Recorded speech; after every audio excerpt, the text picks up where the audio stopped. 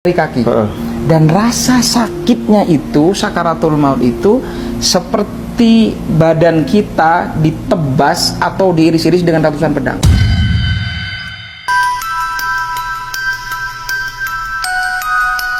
Ya Allah. Atau ini kan Idul Adha nih.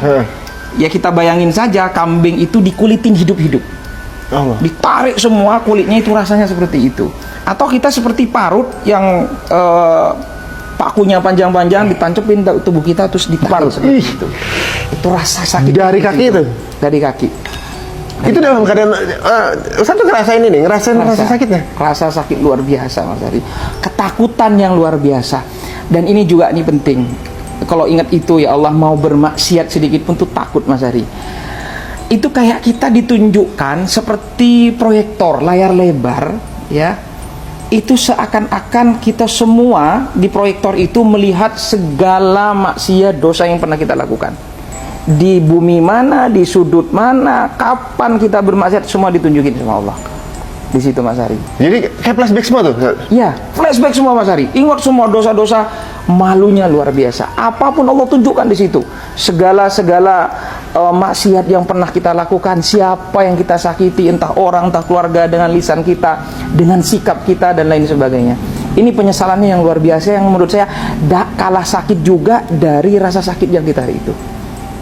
Kemudian, nah ini benar dari hadis Rasulullah, ketika sudah nafas di tenggorokan, itu ingat semua harta kita, ya, sampai supaya harta saya waktu itu dalam kondisi ya diuji dengan ekonomi, sampai harta saya uang 1000 pun di saku, di celana levis belakang pintu pun ingat, seakan-akan saya tolong itu semua harta saya infakin untuk menebus dosa-dosa saya. Saya pingin harta saya yang tersisa itu saya pingin diinfakin untuk menebus dosa-dosa saya, Mas Ari.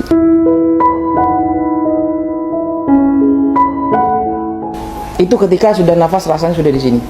Itu apa ya? Saya rasakan sendiri tuh nafas dada itu nggak berdetak. Dada itu nggak berdetak. Rasa sakit itu waktu sakaratul maut itu. Dan ruh itu keluar.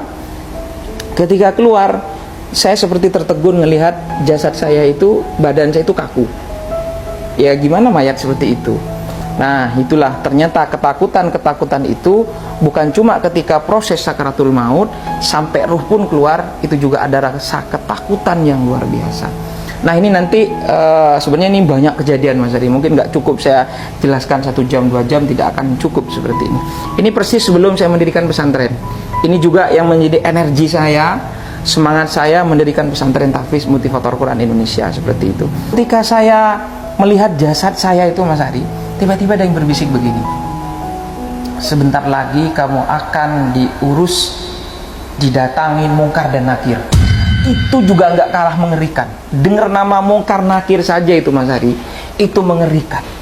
Saya lari ke sana kemari, saya cari orang minta tolong supaya ruh saya kembali, supaya saya selamat, supaya saya hidup lagi. Ya Allah, hidupkan saya 3 menit saja ya Allah, 5 menit saja ya Allah, supaya saya bersujud kepada Engkau, supaya saya bertobat kepada Engkau, supaya saya melakukan kebajikan-kebajikan. Itu kan terkam di dalam Al-Quran. Dan memang benar di dalam Al-Quran itu, ketika manusia yang wafat meninggal, dia mengatakan, kok hidup saya seperti hanya pagi saja, siang saja, sore saja. Dan itu benar-benar saya rasakan, Mas Ari. Nah disinilah ternyata orang kalau sudah wafat meninggal dunia, apalagi naudzubillah ada di neraka, itu tidak akan pernah putus asa, setiap detik menangis kepada Allah untuk balik ke dunia, untuk bertobat, untuk beribadah kepada Allah. Jadi kalau ingat itu, Mas Ari, ini yang saya takutkan. Naudzubillah, saya selalu hati-hati supaya lisan saya, sikap saya itu tidak nyakitin orang sedikit pun. Mereka tuh, Ustaz kan sendiri duduk ya, mereka nggak ada yang sadar kalau Ustaz lagi. Iya, nggak ada yang sadar. Disangka Ustaz di kamar aja. Iya, di kamar saja kayak gitu. Dan ini lagi, Mas Ari, penting punya anak yang soleha. Di situ ada kedua orang tua, ada orang tua suami istri, Mas Ari. Itu mukanya dibakar, hangus. Kayak suster ngesot ya, kayak film susternya itu ngesot, Mas Ari, di bawah itu. Ustaz juga lihat yang di alam sana juga lihat. Semua itu banyak yang kita lihat, Mas Ari, banyak. Terus ada kerangkeng, besi-besi yang panas membara. Tahu nggak apa yang dikatakan oleh kedua orang tua ini? Tahu nggak apa yang dikatakan? Ya Allah, anak saya melupakan saya, ya Allah. Saya mengandungnya, membesarkannya, melahirkannya, mendidiknya, dan dia sekarang melupakan saya, ya Allah. Aku terlupakan, ya Allah. Aku terlupakan hari ini. Itu merintih-rintih menangis Mas Ari. Nggak didoain gitu Mas? Nggak didoain sama anaknya. Mungkin anaknya juga bermaksiat di dunia. Ini penting mendidik anak untuk supaya akidahnya kuat, agamanya kuat, Qur'annya kuat sebelum yang lain-lain. Ini katanya dengan Qur'an Mas Ari. Jadi inilah kenapa saya mewakafkan diri saya untuk Qur'an. Jadi ketakutan saya itu nyari masjid Mas Ari. Yang saya cari akhirnya masjid.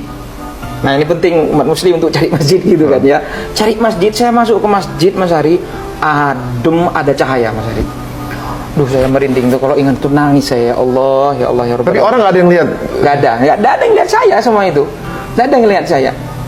Terus di situ ada anak-anak muda yang lagi pegang Quran Mas Ari. Yang lagi pegang Quran ya. Ada yang lagi pegang Quran, kemudian wajahnya bercahaya tuh, rasanya tuh kayak tembus ke langit. Saya di pintu masuk itu kaget karena mencari pertolongan supaya saya hidup ke dunia. Saya ngeliat itu, nangis saya. Itu indah, mulia, berwibawa. Pokoknya dengan segala kemuliaan yang saya lihat tuh, ini asik banget nih orang gitu. Indah banget, wajahnya berseri-seri. Saya bertanya dalam diri saya itu bertanya, ada jawaban. Nggak tahu siapa, pokoknya ada jawaban, ada suara begini. Itulah orang yang hafal Quran. Itulah orang-orang yang mencintai Quran. Itulah orang-orang yang memperjuangkan Quran Mas Ari. Itu bahasanya begitu. Itu bercahaya. Dan ini bahagia banget orang ini. Wajahnya berseri-seri. Saya sedih ngelihat kondisi saya. Karena saat itu kan saya belum punya pesantren, masih sibuk. Inilah itulah ya dengan segala kesibukan dunia. Kegiatan dulu Ustaz, dulu apa kegiatan? Saya waktu itu ngajar, ya kerja, kemudian jualan lah waktu itu. Saya jualan kayak gitu. Sehingga memang cita-cita buat pesantren itu sudah dari kecil, cuma nggak terwujud. Cuma saya habis di dunia waktu itu ya? Ya betul, seperti itu. Nah akhirnya saya pergi meratapi nasib saya, sedih meratapi nasib saya. Flashback selama di dunia itu meratapi nasib saya itu Mas Ari. Saya jalan, tapi yang diantara yang paling bercahaya itu adalah gurunya.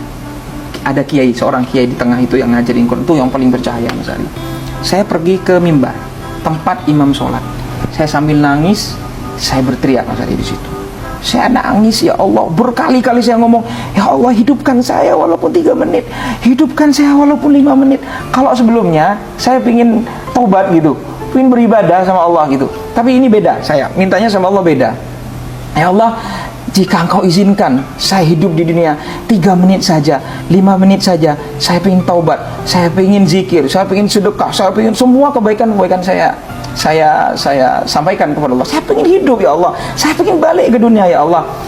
Baru saya terakhir ingat dalam diri saya, ya Allah, jika Engkau izinkan saya hidup ya Allah 3 menit saja, 5 menit saja ya Allah, izinkan saya hidup di dunia ini ya Allah. Saya akan perjuangkan Quran hingga akhir hayat saya, Allah.